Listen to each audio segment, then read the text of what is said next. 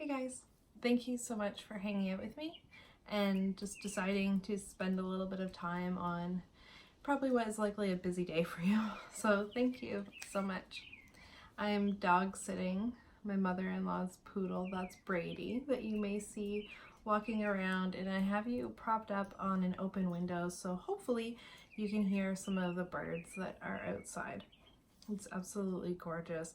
I just got done working and all day I was like, I just need to make a video. I want to make something for YouTube and just talk about kind of how things are going with my depth year, which I'm proud to say I have finally dealt with the whole Tim Hortons thing. It's awesome. I haven't been going there. I actually am at a point where I don't really enjoy the taste of their coffee. It's been about 2 weeks, which isn't a super long time, but considering how often we were going and I just couldn't seem to break this coffee thing, we're doing a lot better. And like I say, it's been about 2 weeks now. I haven't gone there for breakfast, which is a miracle. I've been making my own breakfast in the morning. I've also stopped drinking coffee, kind of. I'm drinking iced coffees and I would drink fancy coffees, but just to drink a hot coffee in the morning, like feeling like I needed a hot coffee in the morning, I don't really feel that way anymore. I just don't. I don't want it. Today, for example, I was working a holiday. It's New Brunswick Day where I am, and I thought, well, I'll get a coffee, and start the morning. So I did, because remember I said I was still going to treat myself, and I didn't even enjoy it. I didn't like it at all. It's like way too sweet, and I know I could get less sugar. I only take one now, but it's just all of it, like the way it made my mouth feel, and yuck. So I did it. I've really broke that habit. That's what it was. It was like a bad habit. That's what I would liken going to the drive-through every single morning to. It's just a bad habit. It just becomes part of your morning routine. It becomes normal, and that's what you do. And the morning honestly would feel really messed up if we didn't go there, if I didn't stop there. Paul's also stopped drinking hot coffee, and just kind of because I started, he started too. So that was awesome because it makes it a lot easier when we're both not wanting to go there. Still not drinking any pop. I've really limited a lot of sugar. That said, I learned how to make donuts last night, and it's not a good thing. But in a lot of ways, I've limited sugar. Still cutting back. And then on top of the material things, I've cut way back in my spirituality. I haven't talked to this subject on the channel yet, but I feel like now it's been enough time to kind of share. I've decided to leave St. John Pagans just to pursue my own personal path. It's nothing personal. I think that the ladies that are running it are going to do an amazing job, and they have the energy and the passion that I just didn't have anymore. I was starting to feel, even around Samhain, just a little bit disconnected, a little bit, it just wasn't working for me in my path for some reason. Something was missing, I guess. And it's nothing to do with the people. Again, they're amazing. The people that go to rituals are amazing. I've met awesome people through this, friends that I consider near and dear to me, magical partners. I mean, it's been wonderful. It's been really, really good. But something was missing.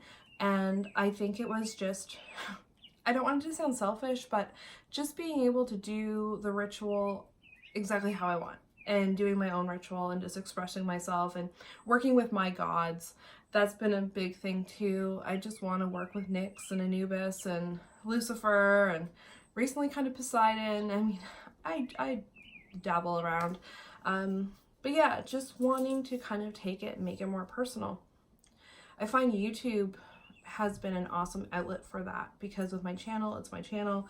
I can kind of do whatever I want and say whatever I want, and it's not that I felt like I couldn't there, but it's just different when it's completely your own, And I've gotten off Facebook, which wasn't necessarily part of the depth year, but being really restricted on social media, sticking to only 1 or 2 platforms, like for me it's YouTube and Instagram, but getting off Facebook really has helped my mental health like you wouldn't believe. So much less. Not that the people in my life cause drama or I cause drama on there, but just the general buzz and energy of Facebook, of the platform itself in my life, having the app on my phone, having it right there, it was toxic for me. Like, even though I wasn't on there all the time, it just, what, like bad energy there. And I just wasn't jiving. So not being on there, obviously I wasn't communicating with people anymore on my own Facebook page, plus the St. John Pagans page. And I just felt the gals that were doing it were really doing all the work, so why should I just show up when it's time to do a ritual or come to a meeting, or, you know, I didn't feel like I was giving them 110%, and if I can't do that, then it's just not the right time. It doesn't mean I won't show up at public rituals or I won't come to a book club or a coffee meeting, because I definitely plan to and want to, but I just can't be part of organizing right now. I have way too much on my plate with school and working full time. My hair just got a little wild there. Plus doing this, which I love. This is what really is bringing me a lot of spiritual joy, is hanging out on YouTube and meeting some of the most amazing people. And just, I feel like I've met witches who are friends to me now, and that's been amazing. And just connecting with people, having subscribers and seeing that people comment on my videos or like a video, it means so much, and it's very fulfilling for me. And I think that's all I need. I don't really need the bells and whistles, or I can't commit myself to everything else. So definitely it fell into my depth year. It wasn't a part of my depth year, but this whole kind of just doing my own thing spiritually, going back in a lot of ways to a solitary practitioner, keeping my circle very small with the people that I kind of hang out with and do things with magically. I think it's going to be a good thing. I think it will be. It's been, well, it was right before summer solstice when I left the group, so it's been a Sabbath, you know. The wheel has turned. A lot of good memories. A lot of good memories. It's just, I have to turn inward. And it was like that with tarot for a long time. I feel like I have to sometimes address the fact that the channel is Tarot with Tasha, and I know that mostly I talk about witchy stuff. And then with this whole kind of community and labels and just different videos I've been seeing, I kind of feel like, am I doing that? But tarot is something that it's a part of who I am, and I'm going to be sharing more tarot videos, definitely, and we'll be getting into it. But it's just, it's kind of still personal. I don't know why, like, and it will be, like, we're going to finish the walkthrough through the major arcana. We're going to do all kinds of tarot stuff. I have a book full of ideas and plans. It's just that it has to be the right time. I find come autumn, that's when I really get into it, and I want to do tarot with the public and share tarot. I love it that time of year. I mean, people kind of look for a little bit of extra magic, and I think tarot can provide that no problem. So I think by then we'll be doing it. I'm going to do a tarot video today, actually. So don't worry, there's still going to be tarot stuff. And I'm not going to change the name of my channel, because I think that I am Tarot with Tasha. That's who I am, and we will get to tarot, I promise. It's just we have all kinds of witchy stuff too, because that's also a huge part of who I am. And I think that's also part of the depth year. It's figuring out who you are, what labels you want to put on yourself, or no labels, you know. It's just been a lot of reflection, a lot of sharing. I've talked about things during the year that I typically probably wouldn't talk about, but it just fits with this theme. And I'm looking forward to kind of where the year is going to go. It's August.